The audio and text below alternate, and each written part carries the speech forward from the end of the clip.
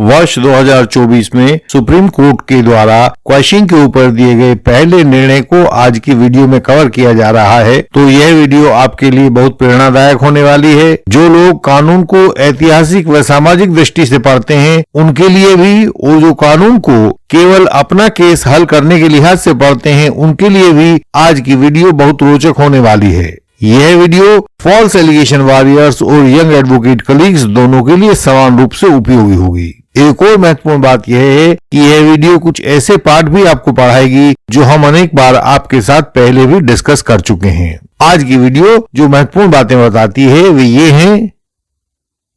पहली, कानूनन कोई भी पुरुष भारतीय समाज में सुरक्षित नहीं है। जन्म लेने वाले दिन से आज तक किसी भी दिन उसके ऊपर रेप का आरोप कभी भी लगाया जा सकता है।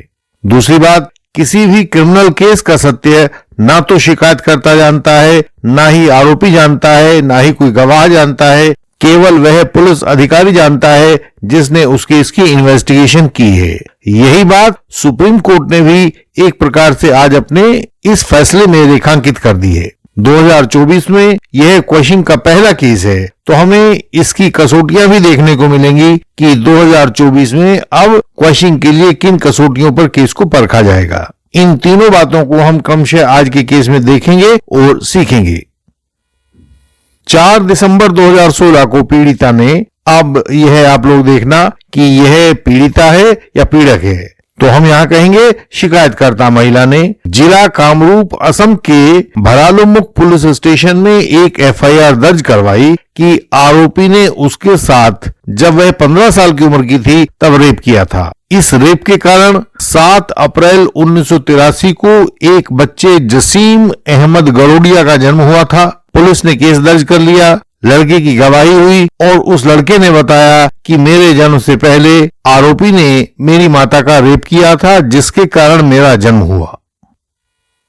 तो यह पहला पॉइंट हुआ कि आज एक पुरुष कितने भी वर्षों के बाद रेप का आरोप झेल सकता है। यह वर्तमान आरोप कथित रेप के 34 साल बाद लगाया गया। इसमें वह बेटा ही गवाह बना जो खुद को उस रेप का परिणाम बता रहा था। हालांकि एक आम आदमी तत्काल पूछेगा कि यदि रेप हुआ था तो फिर 34 साल तक कोई रिपोर्टिंग क्यों नहीं की गई। 34 साल बाद अचानक एक सुबह आपको यह कैसे याद आ गया कि तब रेप हुआ था, तो चलो आज केस दर्ज करवा देते हैं। हमने कई बार यह निवेदन आप लोगों से किया है कि कठोर सजाओं वाले अपराधों के केस दर्ज करने में कुछ सावधानियां बरती जानी जरूरी होती हैं, लेकिन हमारे यहाँ उन सावधानियों को नहीं बरता जाता है, जिसका परिणाम यह इस प्रकार का केस होता है जो 34 साल के बाद आरोप लगता है कि मेरे साथ नाबालिग उम्र में रेप किया गया था।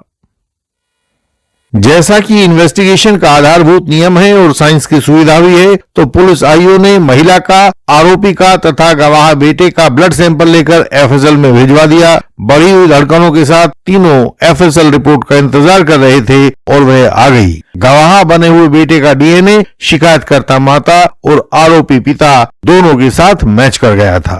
इससे यह पक्का हो गया कि यह लड़का आरोपी सुरेश भारोडिया का ही है, लेकिन आरोपी ने हार नहीं मानी। उसे किसी गुरु ने हमारा पॉइंट नंबर 2 बताया हुआ था कि सत्य ना तो वह होता है जो शिकायतकर्ता महिला ने कहा है, ना ही वह होता है जो आरोपी कह रहा है, बल्कि सत्य तो वह है जो पुलिस आईओ कहता है। लिहाजा आरोपी ने महात्माओं वाले मंत्र से तपस्या शुरू कर दी। याद होगा आपको, पुराने समय में ऋषि मुनि भी देवताओं की तपस्या किया करते थे और वरदान पा जाते थे।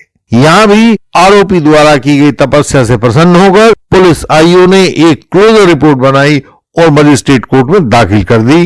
कहा कि साहब यह केस चलने वाला नहीं है। उधर मजिस्ट्रेट साहब ने देखा, यह क्या, यह रेप का स्पष्ट आरोप लगा हुआ है, इन्वेस्टिगेशन में डीएनए मैच हो गया है, बेटा गवाह बना हुआ साथ में खड़ा है, तो ऐसे में यह क्लोजर रिपोर्ट स्वीकार नहीं की जा सकती है।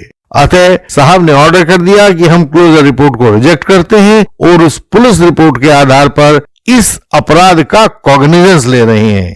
शायद हो सकता है कि साहब नहीं रहे होंगे जिन्हें पुलिस के सत्य का सत्य शायद तब तक सीखने को ना मिला हो। लेकिन आरोपी का ज्ञान तो कठोर मेहनत और तपस्या से उपजा हुआ था, अतः उसे अपने ज्ञान पर भरोसा था। वह मजिस्ट्रेट साहब के द्वारा किए गए कॉग्निजेंस ऑर्डर के विरुद्ध हाई कोर्ट में पहुंचा। बोला, मेरे खिलाफ इस केस और केस के कॉग्निजेंस दोनों को सेक्शन 482 सीआरपीसी में क्वैश कर दिया जाए। हाई कोर्ट ने दोनों पक्षों की दलीलें सुनी और 22/8/2022 को एक ऑर्डर पास किया तथा आरोपी की क्वैशिंग की मांग को रिजेक्ट कर दिया। हाई कोर्ट के अनुसार मजिस्ट्रेट साहब ने सही कानूनी तर्क के आधार पर क्लोजर रिपोर्ट को रिजेक्ट किया था, वह कॉग्निजेंस लिया था। मजिस्ट्रेट के ऑर्डर को सत्य माना गया, सही माना गया। हाई कोर्ट के ऑर्डर दिनांक 22/8/2022 के विरुद्ध आरोपी ने सुप्रीम कोर्ट के सामने एक अपील दाखिल की और अपनी बात कही। इस केस का नाम है Suresh Garodia versus state of Assam, criminal appeal number 185 of 2024, जो SLP क्रिमिनल नंबर 9142 ऑफ 2022 में पैदा हुई थी। जस्टिस BR गवई और जस्टिस संदीप मेहता की बेंच ने इसे 9 जनवरी 2024 को तय किया था। इंडियन लीगल सिस्टम की ऑनलाइन इंटेंसिव लीगल कंसल्टेशन अपने व्यूअर्स की कानूनी समस्याओं का उपचार देती है। छोटी समस्याओं के लिए 20 मिनट वाली कंसल्टेशन और विस्तृत समस्याओं के लिए 40 मिनट वाली कंसल्टेशन सब निदान आपको प्रस्तुत कर देती है। हमारे सैकड़ों व्यूअर्स इससे नियमित लाभ पाते हैं और अपने केसेस में अपनी समस्याओं का हल ढूंढ लेते हैं। व्हाट्सएप मैसेज के द्वारा आप भी अपॉइंटमेंट फिक्स करवाएं। सुप्रीम कोर्ट ने सबसे पहले पुलिस आईओ द्वारा दाखिल की गई क्लोजर रिपोर्ट को पढ़ा। उसमें लिखा था, FIR दर्ज होने के बाद शिकायतकर्ता महिला व उसके बेटे का बयान 164 सेक्शन में दर्ज करवाए गए। FSL रिपोर्ट से जाहिर होता है कि जसीम अहमद गरोडिया आरोपी सुरेश गरोडिया का बेटा है। आरोपी ने अपने बेटे को समय समय पर पैसे व दूसरी जरूरत की चीजें दी हैं, लेकिन अब संपत्ति के लालच में शिकायतकर्ता महिला ने 34 साल के बाद यह केस दाखिल करवा दिया है। यह केस जसीम द्वारा सुरेश की प्रॉपर्टी पर नजर रखने के कारण दर्ज करवाया गया है, इसलिए इस केस में क्लोजर रिपोर्ट स्वीकार की जाए। सुप्रीम कोर्ट ने इस केस में अपने एक पुराने फैसले state of Haryana versus Chaudhary Bhajanlal 1992 supplementary 1 SCC 335 में दिए गए उन बिंदुओं का अवलोकन किया जो सेक्शन 482 CRPC के तहत क्वैशिंग के लिए देखे जाते हैं। उसके बाद सुप्रीम कोर्ट के सामने Lalita Kumari versus government of Uttar Pradesh 2014 2 SCC 1 वाला केस आया था। ललिता कुमारी वाले केस में भजनलाल वाले केस को पूरी मान्यता दी गई थी। यदि आप उन केसेस को देखना चाहते हैं तो उनका स्क्रीनशॉट सामने दिखाई दे रहा है तथा लिंक नीचे डिस्क्रिप्शन में दिया गया है। आप हमारी पूरी वीडियो इस विषय के ऊपर देख सकते हैं। अपने निर्णय के पैरा 13 में सुप्रीम कोर्ट ने कहा कि हमें लगता है कि 34 साल बाद केस दर्ज करवाना और वह भी केवल इस एक बयान के दम पर कि उस समय शिकायतकर्ता महिला नाबालिग थी, यह अपने आप में क्वैशिंग का आधार हो सकता है। FIR में ऐसा एक भी ग्राउंड नहीं बताया गया है कि वह पीड़िता 34 साल तक क्यों चुप रही। रिकॉर्ड पर मौजूद एविडेंस से लगता है कि वह एक कंसेंसुअल रिलेशनशिप थी। आरोपी ने उस महिला से पैदा लड़के को अपने बेटे की तरह ही पैसा और दूसरी जरूरत की चीजें दी हैं।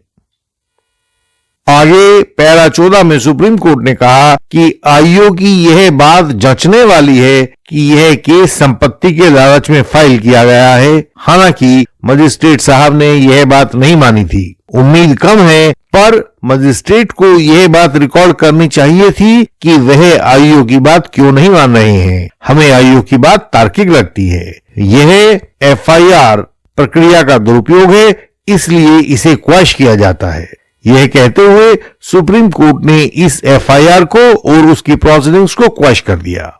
यहां देखिए सुप्रीम कोर्ट ने क्या ऑब्जर्व किया है। उन्होंने यह अपेक्षा की है कि मजिस्ट्रेट यदि आईओ की बात नहीं मानता है तो उसे इसके लिए कारण देने चाहिए। यानी कि आईओ की बात इतनी भारी है कि मजिस्ट्रेट को उससे असहमति होने पर लिखित कारण देने पड़ेंगे। तो वही बात हो गई ना कि आईओ के बिना क्रिमिनल केस में कोई पत्ता नहीं हिलेगा। ऐसा लगता है जैसे कहा जा रहा हो, क्वैश प्रोसीडिंग्स या जगमा ही पुलिस आईओ बिन नर पावत नाही। आप स्वयं देखें आईओ की ताकत कितनी बढ़ गई है। अदालतें आईओ की बात को पूरा मानने के लिए तैयार हैं। तो आपको अपने केस में यदि सफलता चाहिए तो आईओ की पूजा करना सीख जाएं। इंडियन लीगल सिस्टम उन लोगों को राह दिखाता है जो झूठे आधार पर कानूनी केसेस में फंसा दिए गए हैं। हम उन लोगों के केस पढ़कर समाधान समझाते हैं। कोई कानूनी अड़चन हो तो इंटेंसिव कंसल्टेशन के द्वारा उसको हल करते हैं। क्वॉशिंग और डिस्चार्ज के बारे में सही कानूनी स्थिति बताते हैं ताकि आपका समय और संसाधन नष्ट ना हो। आवश्यक होने पर हमारा अपराजेय क्रॉस एग्जामिनेशन तो होता ही है। कोई झूठा गवाह आपको अब परेशान न कर पाएगा। केवल क्रॉस के द्वारा ही ट्रायल जीता जा सकता है। जो क्रॉस ठीक से नहीं कर पाते हैं वे ट्रायल में हार जाते हैं और अपीलों में वर्षों तक चक्कर लगाते हैं। आप इस कानूनी प्रक्रिया के शिकंजे में ना फंसें। हमारी वेबसाइट है indianlegalsystem.org। इस पर सभी महत्वपूर्ण जानकारियां आपकी सरल भाषा में दी गई हैं। उन्हें पढ़ें और सीखें। आपका ज्ञान आपका हथियार है। इस चैनल की हर एक वीडियो में फॉल्स एलिगेशन से बचाव की युक्ति दी गई है। उसे देखें, वह आपकी सहायता करेगी। इस चैनल को लाइक करें, शेयर करें और सब्सक्राइब करें। बेल आइकन को प्रेस करें ताकि कोई नई वीडियो आपसे छूट न जाए। हम आपसे अगले वीडियो में फिर मिलेंगे। तब तक के लिए प्रणाम।